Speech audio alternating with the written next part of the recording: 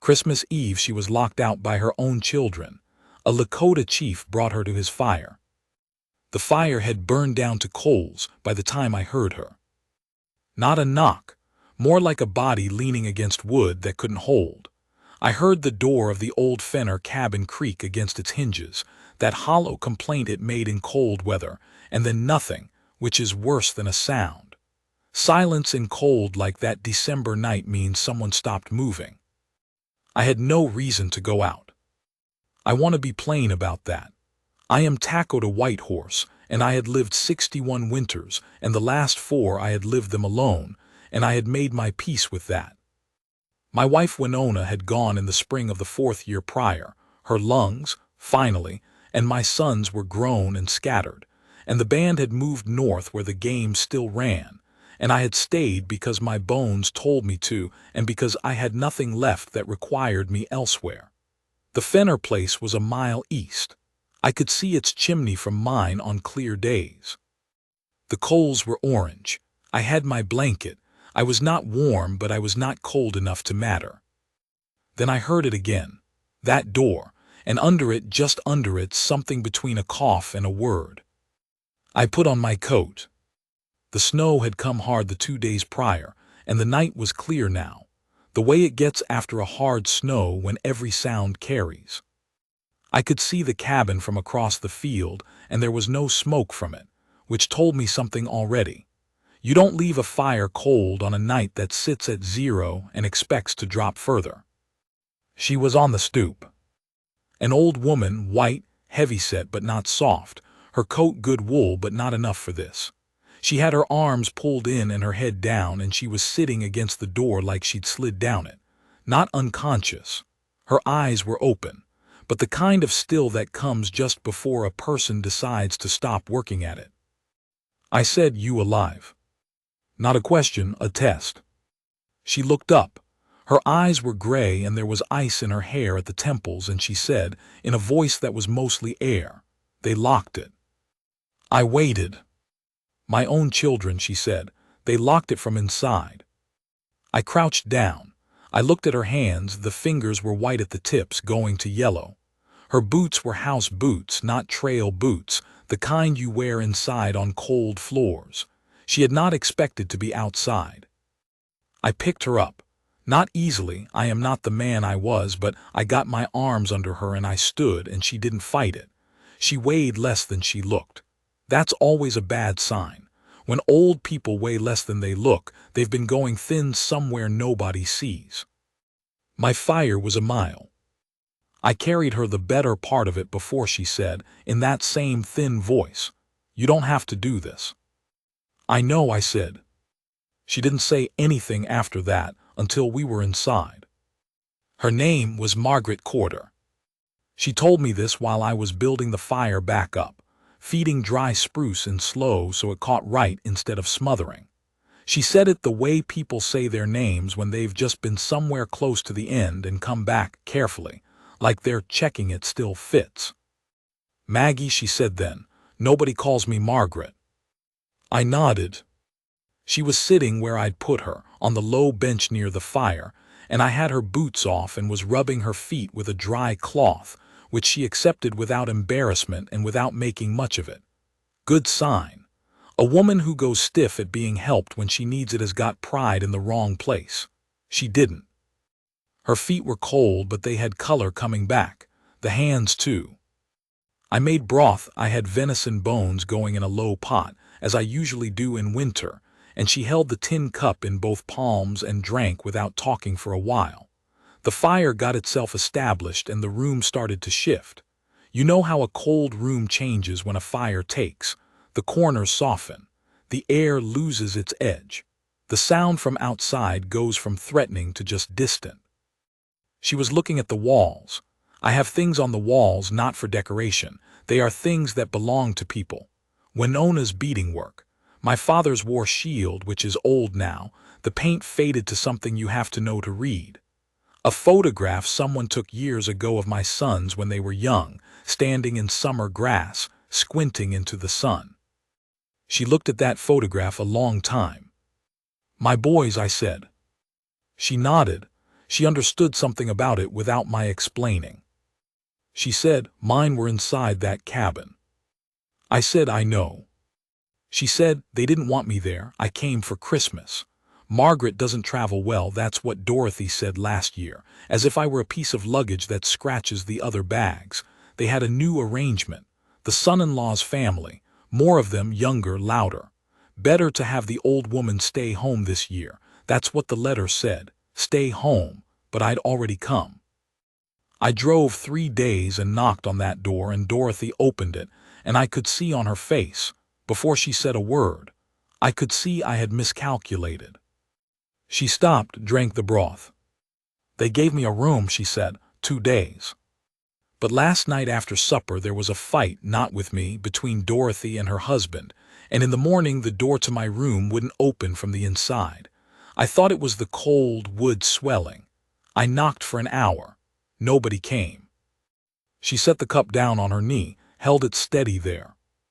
"I climbed out the window," she said, "in my house boots. I was going to go to the neighbors, but I must have walked the wrong direction in the dark." I thought about that. A woman who climbs out a window in house boots on a 0-degree night when she is past 60 rather than keep knocking on a door that won't open. I noted that. I said, "They know you left." She considered this. "Probably not," she said. "Probably they think I'm still in there." I said, "Then they'll find that out in the morning and they'll start looking." She looked at me. I said, "You can stay the night here. I'll take you to town in the morning if you want, or back to the cabin, your choice." She was quiet for a moment. Then she said, "What's your name?" "Lakota," I said. She said it back slowly like she was learning it. "Lakota."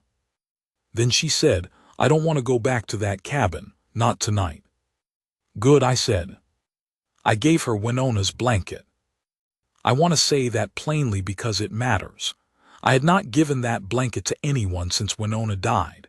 It was wool, dark blue and red in the Lakota way, heavy enough to feel like something.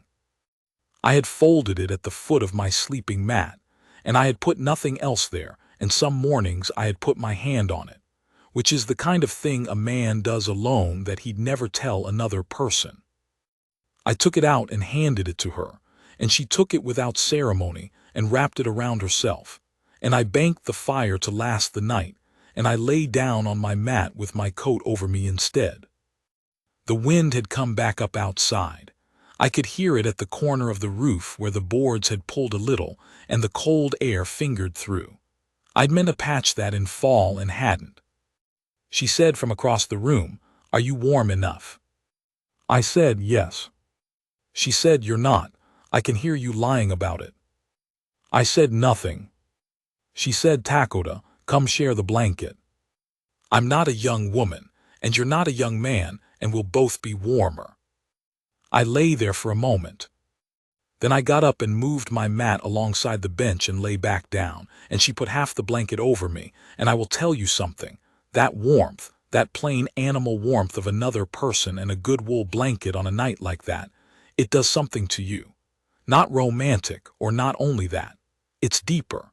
It's the thing you forget you've been missing when you've been alone long enough. The particular gravity of someone beside you. I slept better than I had in 4 years. In the morning she made coffee. I don't know how. I was awake when she got up. I'm a light sleeper and always have been.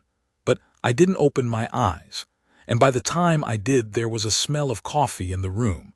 And she was at the iron stove in her stocking feet, looking entirely like a woman who had made coffee in strange kitchens her whole life. She had found the grounds and the pot, and the water without asking me where anything was. She handed me a cup.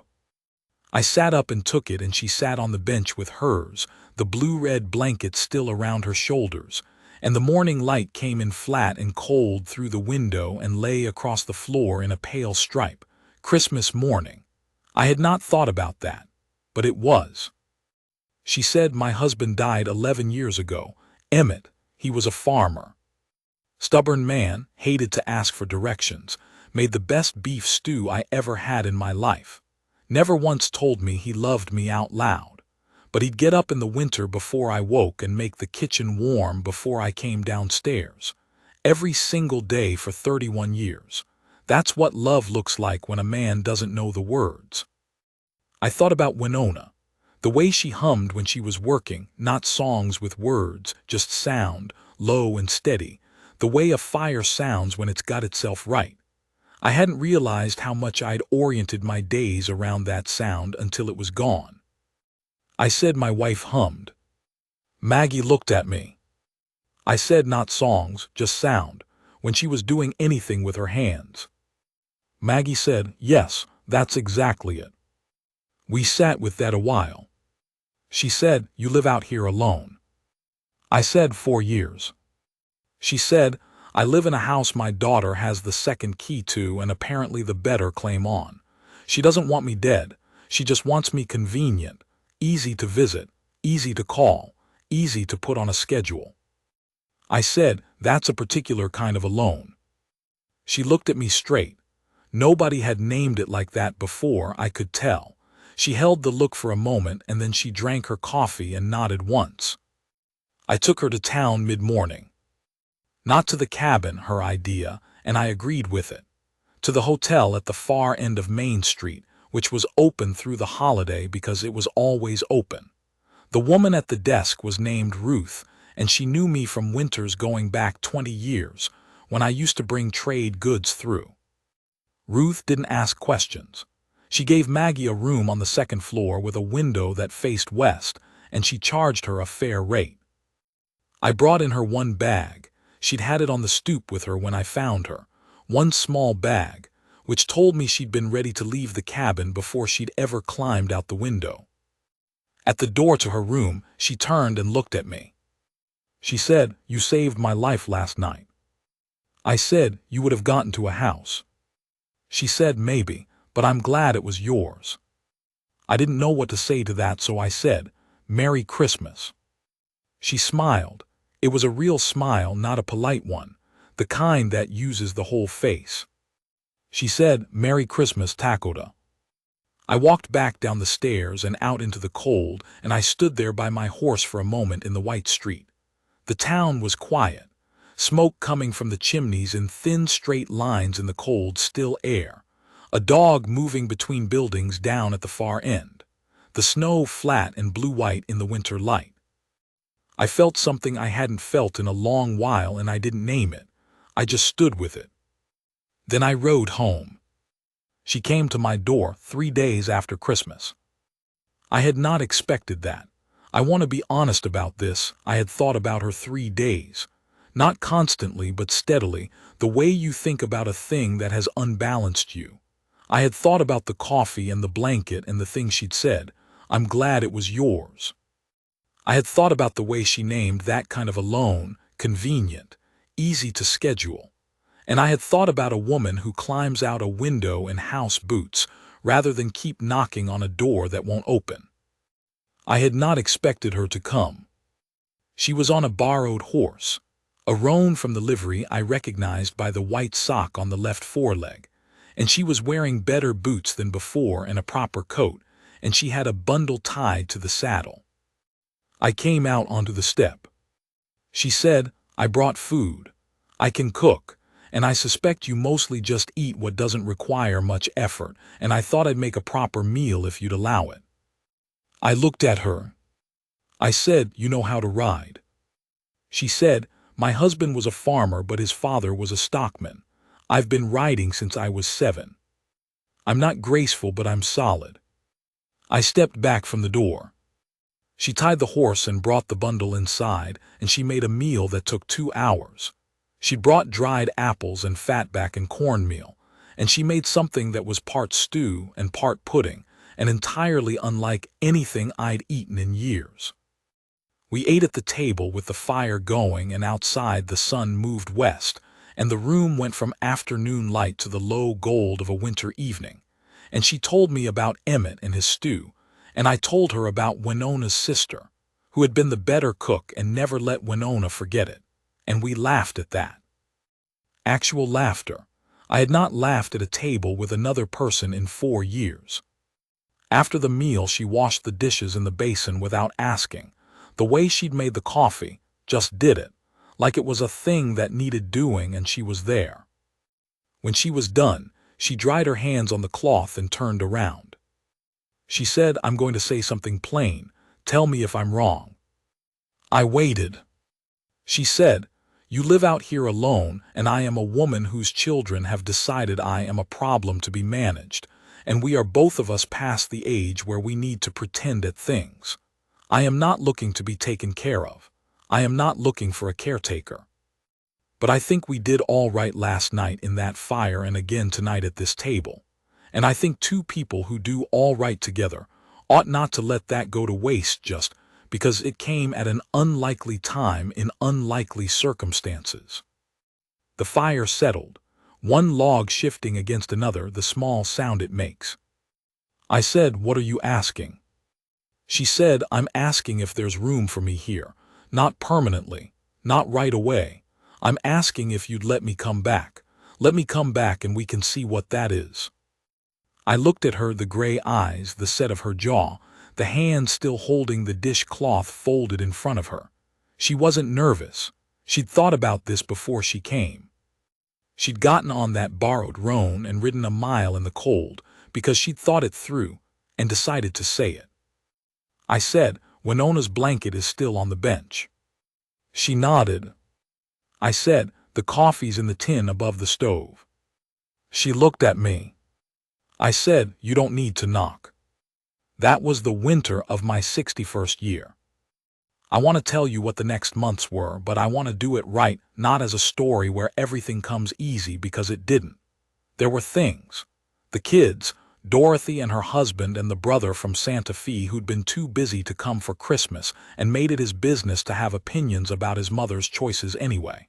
They came twice that spring. Once angry, once worried, which is a different shape of the same thing. Maggie handled them herself. I was there both times we were at my place, and she stood at that table and she said, "I am your mother, not your obligation, and I am happy and well, and if you can be happy about that, good. If not, that's yours to carry, not mine." She did not look at me while she said it, but afterward, when they'd gone, she reached across the table and put her hand on top of mine and left it there. There were things with my own people too. The band came through in early spring, my son Chayton leading, which he hadn't been when they'd left, and he looked at Maggie the way young men look at things they haven't figured out yet. Not angry, cautious. She gave him coffee and asked him about the winter hunting in a straightforward way and didn't perform anything. By the second day, he was telling her about the spring calving, and she was listening the way she listened to everything, like it mattered, like she had time. He told me before he left, "She sees you, father." He meant it as a simple thing, an observation, but it landed like a fist, quiet. "Yes," I said, "she does." The thing about being seen. I had been a chief. I had been a husband. I had been a father. I had been at various points respected, feared, listened to, and ignored by the same people in the same year. I had done hard things and I had done them well, and I had never particularly needed anyone to tell me so. A man who leads doesn't run on praise. He runs on what he knows about himself. But there is a difference. I am going to tell you this even if it sounds like more than I mean it to. There is a difference between knowing your own worth and having it reflected back to you by someone who has no reason to lie about it. Maggie never told me I was remarkable. She never used words like that. What she did was simpler. She watched me do a thing, fix a gate, read a trail, talk a young man down from a bad decision, and afterward she'd say, "You knew exactly what that needed." Or sometimes she'd say nothing, just look at me in a way that said she'd seen it, like she was filing it. Once that fall I was sick, bad enough that I stayed down 3 days, which I had not done since I was young. She was at my place by then most days of the week, and she took over without fuss, fire, food, water, changed the compresses on my chest when the fever was up. On the second night when the fever spiked, she sat on the edge of the mat with her hand on my forehead, and she said quietly, mostly to herself, "You don't get to leave yet. We've barely started." I heard it. She didn't know I was awake enough to hear it. She said, "You hear me, Lakota, you stay." I stayed.